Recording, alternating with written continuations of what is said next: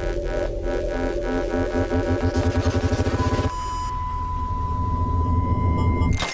YouTubers, welcome to the channel. I thought I would do a video on a WaterRower I just bought about a week ago, and this is made by the company Head. If you play tennis, you're familiar with the rackets that Head make. Murray plays with them, Djokovic plays with them. I didn't know they made WaterRowers, so I was in the market to buy a WaterRower. On eBay there was a guy selling a few different models that Head make, and I did some research and I couldn't really find anything on them, nothing on videos, nothing on them at all. So I asked the guy a few questions about the quality, because I don't want to spend $1,000 buying a rower online and then find out it's not made very well. So he says to me that they're made primarily in China. He imported them because he doesn't normally do WaterRowers, he does auto parts, but for whatever reason he said, I think he used the excuse recession or something, he bought a whole bunch of them and he's been selling them on eBay. So they're made in China under the Head logo obviously, but they're made for specifically that country and that fitness world in China. And I bought one on the fact that he said that I won't be disappointed, and I'm not disappointed, and I will go through how it works and the goods and the bads of it, and I've already assembled it, but I'll talk to you about how I assembled it as well, how easy it was, what else came with the rower, and yeah, just let you know my thoughts. It's not the first rower I've owned. I owned another one about 5 years ago. It was a York rower. It was generated by wind resistance, and it was so noisy and it started to squeak because it was basically all metal. So let's get into the rower first, the build. The first thing I'll do is I'll talk about assembly, and we'll go from there. So there's about 4 steps to assemble the rower. My best advice is the screws that they give you, always kind of hand dart them first, because if you cross thread them, these are kind of unique type of screws that are made for the rower, and they do give you a spare of each, I noticed. And if you try to force them and you cross thread them, you're just asking for trouble. So the way I found is always kind of just make sure you've got the correct thread going, and then after that use the Allen keys to tighten. You only need Allen keys, 2 of them that they supply. I would probably recommend using your own shifter. They do give you a little spanner for the front part here that you have to put something, but I found it's like tiny and very fidgety. So definitely just have your own shifter, but you don't need screwdrivers or nothing, just the 2 Allen keys. So the first thing I'll ask you to do is attach this piece to the 2 rails. This has the bungee cord on it. The bungee cord goes from underneath, and you got the smooth top on the top. They give you 5 of these bolts. You only need 4 for this particular exercise. As I said earlier, I suggest you kind of just hand tighten them a little bit, just to make sure you get the threads correctly in line, and then slowly just go around and tighten each one a few turns until you get it all nice and tight. Now, the other thing you need to do before you do tighten it fully is make sure that you put the seat in, because what happens is once it's tightened, as you can see, the seat does not come out. So it actually hooks underneath here. So do that, because I actually tightened it and then I realized you couldn't get the seat in. So you've got to make sure that you put your seat in once you've come close to almost tightening them, and then after that just finishing off all the tightening. Don't over tighten these and then try to force the seat in, because you're just going to wreck it. So that's the first thing to do anyway, and then you'll move on to the front bit. Okay, so step 2 would be to put this whole assembly, which is all in one piece except for the footrest. This whole assembly is in one piece, and basically it just attaches with these screws. Now these screws have got a long bit here, and then obviously the screw that goes together. So what you do is you thread this through from the inside, and it comes out, and it actually holds everything together while you then tighten with the other Allen keys. So you need 2 Allen keys, so you hold one to the other. So this bracket here attaches to the other end of the rails, and it's a lot easy. It's quite easy to do, but again, once you feed these through the holes, it'll all stay in place for you so you can tighten everything up. The only other thing for step 2 is they also tell you while you do that, once you do that, attach these two wheels. Now with these wheels, the bolts are already with the wheels. I would suggest to tighten these all the way until the wheels don't move, and then back off a little bit just so you get a little bit of movement. You want them to be nice and firm, but not to jiggle around at all. So make sure you do tighten them, but don't over tighten them because you do need them to be able to move. Okay, so the last thing they'll ask you to do is attach this whole plank here onto the main mechanism over here. Now what they do is they provide, and I'll just take the handle off so you can see, they provide you with 2 stops and screws, quite long bolts, and they go right through and attach to the main part here. So what you do is you just kind of put them in loosely to make sure that it's all in line. And then down the bottom, it's the same as you did before. You've got 2 bolts on each side, thread them through, tighten them up. Now make sure you put all the bolts in, everything's lined up before you start tightening everything up. If you over tighten anything, then you won't be able to line everything else up. But that's easy enough to do. The other thing you do when you're here is also with these, there's a flat end under here, so you've got to make sure you position it so it's just underneath here. So this kind of grabs underneath. I love the handle on this, but I'll talk about a little bit more about the pros and cons of this rower. The other thing also is you push this down, and if you push that down, you can actually move the feet, as you can see. And I position these to where my liking. Of course, you can go up and down as much as you like, depending on your foot size. And these are the straps that just hold your feet in place as well. So you rest them on here, and it's pretty easy. I mean, I thought these were a little bit flimsy at first, but they do their job. It's designed to do exactly what it's meant to do. And the last thing you do once you tighten everything up, obviously you need to put water in it, but we'll get to that, is this strap here. This follows right through underneath. It's already connected. And what you do is you just connect it to the bungee, and the bungee obviously is elastic so you can pull it. And then once you've done that, the rower is pretty much ready to go. Okay, so you've assembled it all. Before you start using it, you need to put water in this tank here. Most of them are very similar. They've got this rubber plug in here that you can take out. So that's what it's like. And I thought at first, oh gee, why don't they have something that screws in so it can be more secure? But the fact remains is when you put the rower up on its end, the water doesn't get past the halfway level. Now you do have a mark there to show you how much you can fill it up. If you overfill it, obviously it's going to spill out this hole when you put it on its end. I'm going to go through a couple of things that came with the rower, and then I'll talk to you about the pros and cons of it. I'm actually sitting on it at the moment, and one of the things they give you, and I thought this was really cool, is they give you an electronic pump. I've already used it to pump water out of a bucket into the rower.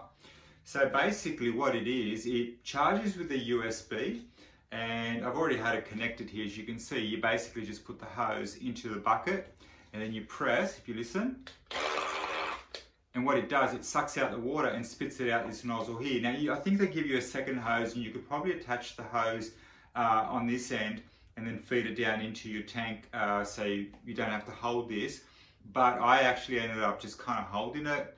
It took about 6 or 7 minutes to pump about 18 litres of water into the tank. Now, the one thing is though, I only charged it for like a couple of hours, not even, and it kind of only lasted for about 30 seconds, then it kind of carked it. So then I thought, what if I just plug it in with the USB that they give you? So they give you a USB right here. And if you plug it straight into the USB directly, you don't have to wait for it to be charged. It actually works, and it works like at full pelt because it's got direct power. So you can do that, but just don't do what I did, is that when I plugged it in, I had this unit just sitting down and it automatically just went on, started spraying water everywhere, and then I had to turn it off. So just be mindful of that. The model I bought is actually the most expensive of the three. I think they're between 800 and just over 1,000. This was over 1,000, but with the discount and everything, I got it for just between 900 and 950, something like that. I don't know if the other two models come with this, but I would imagine that they would, or maybe because I got the most expensive one, I got a few little bit of extra perks, but you could always ask. But it was all part of the package in the boxes, so it wasn't in like a separate box or anything. So the chances are you probably will get it. and that's really that's a good thing. The other thing they give you is an iPad holder, and this is it here. Now this kind of moves around, and you can actually undo this here and then attach it to the side of the rower in the front from the side there, and you can put your iPad. This isn't big enough for an iPad. It's supposed to, it doesn't look like it can hold maybe a mini iPad. It can definitely hold the phone if you put it long ways, but I found this to be pretty useless. I think you can get more secure and more flexible iPad holders. I don't need an iPad holder because I actually have in front of me there a third monitor from my computer. My computer's actually to my right, and when I watch Netflix, well, it's right in front of me because I'm sitting on the rower at the moment. So I'm all set up in a way where I don't need iPads or anything like that, and I can even Bluetooth the Netflix as well if I want to drown out any sounds. But we're going to talk about the noise value on these as well. Now the other thing they give you is water purifier, which turns the water blue. So they give you 2 of them. I've already used one, and when I put the powder in, the water went blue, and then a day or so later it went clear, and it is called a water purifier. And I was like, well, hold on, isn't it supposed to remain blue? Isn't that the whole idea? But it just went clear, crystal clear. And I did a little bit of research in pool websites about, you know, most of them, they sell like purifiers, chlorines and things like that. And then I thought to myself, well, I would love if the water was blue. I thought to myself, what's the best way to do it? And there were blue dyes that you can buy, and people have pool parties where they dye the water blue. Chicago, they dye their river green. So they just put dye in there, and I'm guessing when they want to undo that, they just put a purification tablet in there or a liquid that cleans up the water, very much like what they give you here. So I'll hang on to the second one if I ever want to purify my water, if I feel like it's going cloudy. But what I did get, this, and this is for $1 at your cake section in your supermarket, a blue dye. And the water is blue because I put probably about, I don't know, 20 drops, whatever that works out to be. Not very much at all. This will probably last me forever. And I don't know what it's going to be like 2 weeks down the track, 3 weeks down the track. I wonder how long it stays blue. I thought for $1, I'll experiment with this, because this is exactly what they use to make ice in blue. And you can obviously get red, green, pink, whatever. So you could change your watercolor to whatever you want. It's not really essential to do that. You could leave it crystal clear. I noticed the ones at the gym, the WaterRowers, the water was all cloudy and dirty, which I thought was disgusting, and they should really be putting purifiers in their water, but they probably don't care. I do. I want my water to look nice and pretty, so it's blue, and it's blue because of this stuff right here. So the other thing you get is this wristband. In here, there's a wristband that you put on, and it checks your pulse as you're rowing, and it's got a USB cable where you can charge it. I charged it, I put it on, and apparently it's supposed to connect to an app. I managed to translate the Chinese webpage and find the Huawei app. It's Huawei, I think it's called, Huawei. But it didn't list this particular product. I haven't had a chance to email them. I did email Head, and they said, nah, you got to email them because it comes out of their company. So they gave me their email address. I'm going to email them and say, look, do you have an app that connects to this? Because the whole idea is to have your heart rate monitored. I don't really care too much for it. It's just a little thing. You can get all sorts of ones, Apple ones and things like that. But I'm telling you that they also gave me this. Now, if they come back to me and tell me what app I should be using, I might, you know, use it just to see, but I don't care what my heart rate monitor is. Completely useless to me. The other thing you get on the rower is your little computer. It's a pretty, I wouldn't call it basic, but it looks like a basic setup. You've got set mode and reset, and you get your booklet with that, and it's got a number of things you can do on it. You can, you know, you can just monitor calories, or you can do distances, or you can do rates. The way I find, you know, if you like doing that sort of stuff, you know, fine, set it all up. I think the screen's a little bit too small for me. I don't, you know, my eyesight isn't what it used to be, so I don't care for much. It's not even illuminated, to be quite honest. I don't think it's illuminated. I haven't even read the book, to be quite honest, because I have no use for it. I will be watching Netflix and, you know, 1 or 2 episodes of something, whatever I'm watching at the time, and I just row as I watch. So I don't really care about, you know, rates and things like that and how fast I'm going. I think you'll naturally find out once you start rowing after about the first week, your body will hurt a little bit. You'll find, like I was getting a little bit of back pain, your arms, your legs. I was already kind of working out with tennis, so it wasn't such an impactful thing for me. But if you haven't used a rower before, you'll start feeling muscle pain in places where you have not felt before. But once you get past that, you'll notice that, you know, you'll comfortably be able to row beyond 5 minutes, beyond 10 minutes. Even 5 minutes on this at a casual pace, you'll feel it. My advice is work your way up. Don't try to go hard. Don't try to go, you know, too slow either. Just keep a very reasonable pace. And if it's getting too much, stop and then build on it next time. So like I rode for 10 minutes. And if you know, if you monitor how many kilometers you did or in that 10 minutes, well, then you can just set a goal to just beat that in your following 10 minutes. And so you still do 10 minutes or 15 minutes or half an hour and just keep building on that. So let's talk about the pros and cons. I gotta tell you, I don't really have any cons. There was one little thing and it was a squeak, and I'll show you. I don't know if you can hear the squeak a little bit. Now, I put some oil and I put a little bit of oil there, and I think once you kind of start rowing and you get into a bit of pace, the squeak kind of dies away. I'm going to probably put a little bit more oil, and I don't know if it's a 100% fixable sort of thing, but obviously you don't want it to squeak. But sometimes I have headphones on anyway when I watch Netflix, so it doesn't matter, I drown all the sound out. But I did row once for 5 or 10 minutes, I think, for about 10 minutes without any headphones or watching nothing. I wanted just to row for 5 or 10 minutes. And the water itself, that sound is really soothing, and it's nowhere near as loud as any of the air ones or the magnet ones, or I mean, anything magnetic and with air and that, I just feel like it's so unnatural. The water was so surprisingly soothing, and it just feels like you're, you know, it's just a calming sensation. So, love it. This particular model was a darker woods. The other two are quite lighter, and you know, for me, I really loved this particular model for the way it was set up. It's very similar to the one that Frank Underwood used in you know, what's the TV show he was in? House of Cards, sorry. I didn't realize that till after, when I was going to choose one. I was Googling, and a photo of Frank Underwood came up with the WaterRower because I was trying to find information on this. And then it hit me that, oh, that's right, he had that same WaterRower. Now, it's a really lovely rower. It's very well made. Like I said, it's 3 steps to put it together pretty much. It's got your built-in computer as well if you monitor that, but you can also get apps with your iPad anyway.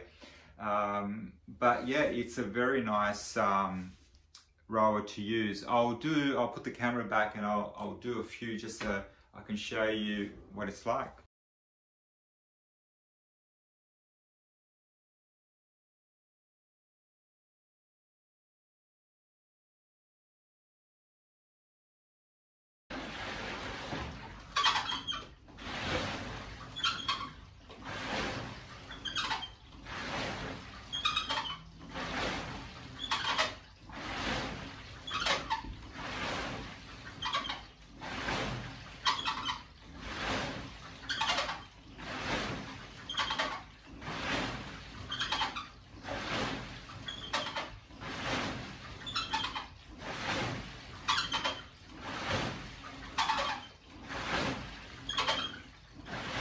So the only negative I could find on the rower right now is just that squeakiness at the front wheel. I have tried oil and WD-40, and at the moment it does still squeak. I thought maybe it might kind of wear its way in and stop squeaking. If you're using headphones anyway and you're not going to care anyway, it's not going to be a big deal. I'm bothered by it only because, you know, even though I have headphones on, if I don't want to wear headphones and I just want to have the the audio of, say, whatever I'm watching on TV in the room without having to drown out any of the sound, because the water isn't that loud, so you can turn your volume up. But the squeaking would annoy anybody. So I need to address that, but really that is the only negative. As far as positives go, it's an amazing looking rower. The handles here are the ones that are actually they're oblique like this. So they actually have a really nice grip. Perfectly designed, and it's very sturdy, it's very strong, it's got everything you need, including a computer. I kind of highly recommend it.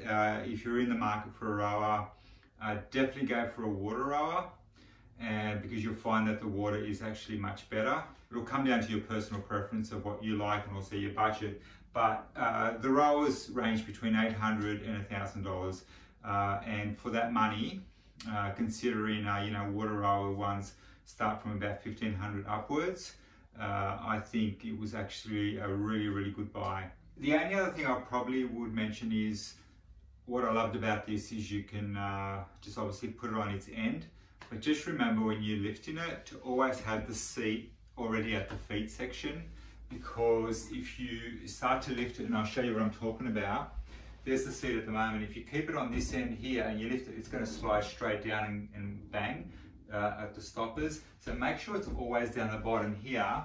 Very easy to lift because the water is actually on the other end, and you just raise it up. It's resting on the wheels that you've installed, and then yeah, it's just basically, that's it. And you can just just kind of push it forward, put it to the side, and it doesn't actually take up much room at all. That's what I love about it as well, because this is a small room, it's not like a big gym or anything, and it's perfect for this room. And then when I'm done, I just put it up on the corner. It takes 2 seconds and that's it. It's not in my way. Well, that's pretty much the video. Ask me any questions about it and has it survived 6 months down the track. I think it'll be fine personally. Just like I said, just the squeaking is something I've got to address on that front wheel. But other than that, yeah, I really don't have any negative things to say about it. I think anyone who buys one for under $1,000, I think you will be, you'll be very pleased. So thanks for watching.